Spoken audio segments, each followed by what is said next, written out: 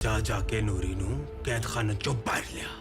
ਜਿਵੇਂ ਇੱਕ ਬੇਲੇ 'ਚ ਦੋ ਸ਼ੇਰ ਨਹੀਂ ਰਹਿ ਸਕਦੇ, ਇੱਕ ਜਾਗੀਰ 'ਚ ਦੋ ਬੱਬਰ ਸ਼ੇਰ नहीं रह सकते। पाकिस्तान की सबसे कामयाब फिल्म लेजेंड ऑफ मौला जेट में आपकी अदाकारी को लोगों ने बेहद पसंद किया। कैसा महसूस करते हैं आप जब उसका जिक्र होता है, लोग आपको बताते हैं कि उन्होंने फिल्म देखी, उन्हें पसंद आई? जाहिर बात है बहुत अच्छा लगता है क्योंकि आई मीन लाइक लिटरली ज़िंदगी का एक हिस्सा दिया उस फिल्म को और सारे दोस्त यारों की फिल्म थी, तो एक बहुत अच्छी मेमोरी है। और फिर उसके बाद जब इतनी मेहनत, इतना आई मीन हार्ड वर्क और सिंसेरिटी के साथ, it's an actual labour of love, जब वो अप्रिशिएट होता है, लोगों को पसंद आता है, लोगों को समझ में आता है, तो जाहिर बात है अच्छा लगता है एक अदाकार होने की हैसियत से। अब जबकि माशाल्लाह से फिल्म ने 400 करोड़ कर ली हैं, ठीक है, जो कि एक बहुत बड़ा माइलस्टोन है for the Pakistani film industry. So to be a small part of it, I mean उसके लिए बहुत खुशी होती है। मौला जेट की तरह जिंदो भी एक इलाकाई कहानी है और उसमें दोनों में आपने विलन का किरदार अदा किया। किस तरह आपने दोनों किरदारों को एक दूसरे से मुख्तलिफ रखा? अरे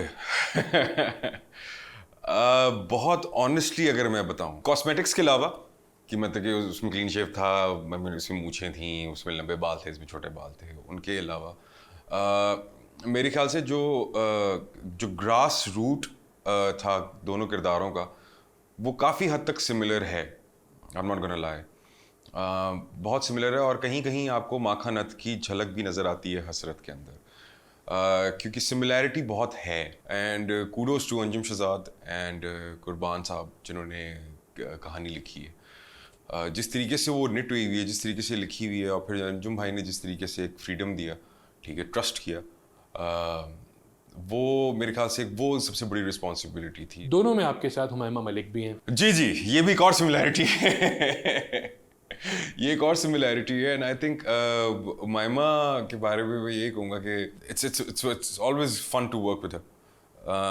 वो जब सेट पर आती हैं तो वो एक खप लेकर आती हैं, एक खप डाल देती हैं शुगल की नीयत में, और काफ़ी मज़ा आता है उनके साथ, और एक अच्छी फ्रीक्वेंसी है मेरी उनके साथ। जिंदो में मकामी लहजा और मकामी हुलिया अपनाने के लिए आपने ऐसा क्या किया कि लोगों को आपके किरदार से नफरत हो रही है लेकिन आपकी अदाकारी पसंद आ रही है? जब मैं मीटिंग करने गया अंजुम भाई से और पूरी टीम से, मीशा थी, दे वर वेरी क्लियर।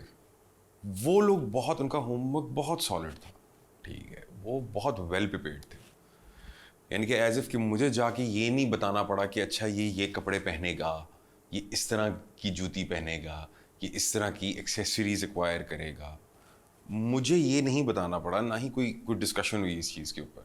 मैं जब सेट पे गया, ठीक है, तो वो सारी चीज़ें बिल्कुल वैसी थी जैसे मैंने इमेजिन की हुई थी। लोहे से जब लोहा टकरावे ना, तो उस लोहे का नुकसान सबसे ज्यादा होए जो गर्म होए।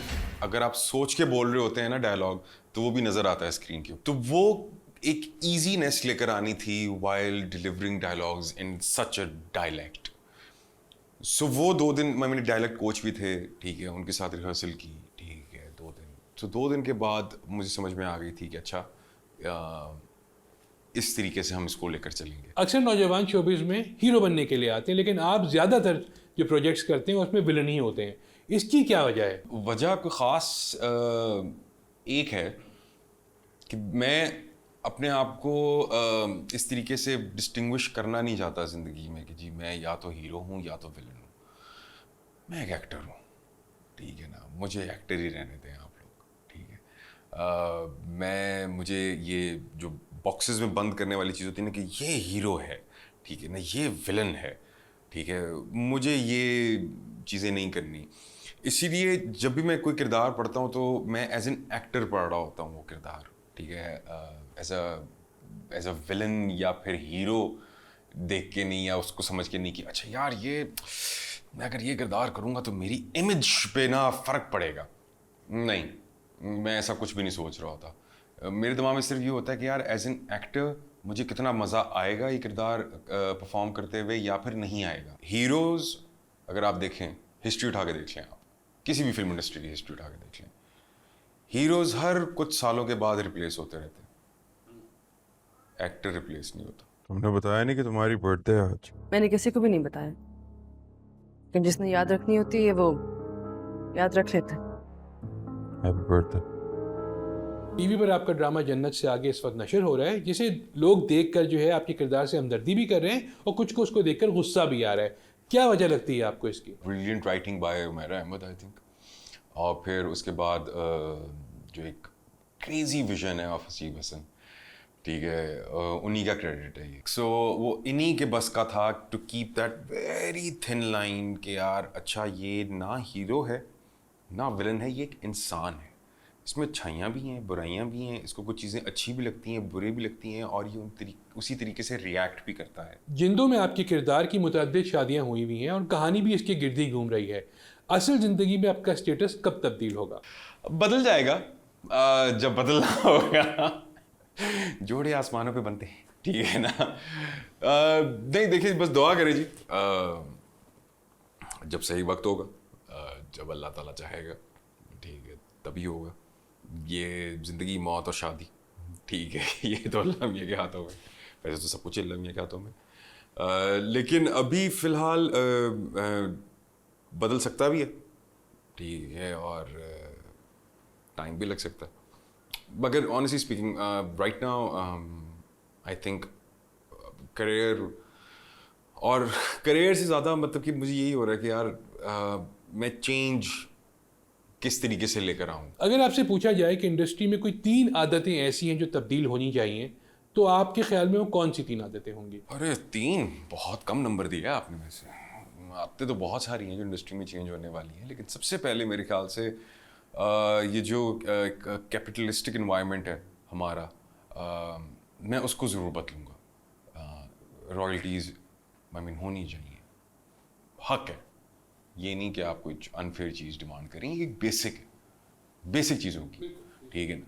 सो जो चेंज करूँगा ना वो चीज़ें चेंज नहीं होंगी, मतलब ये नहीं कि मैं वो चेंज हो रही होंगी, वो प्रोवाइड हो रही होंगी बेसिकली, कि मतलब कि ये बेसिक चीज़ें हैं। रॉयल्टी बेसिक है, ठीक है, हेल्थ एंड केयर बेसिक है, ठीक है ना, टाइम पे पेमेंट बेसिक है, ठीक है। ये आपसे कोई अनफेयर डिमांड नहीं कर रहे हम कि भाई आप अपनी जायदाद में से हमें हिस्सा दें, ये नहीं कह रहे आपको, ठीक है।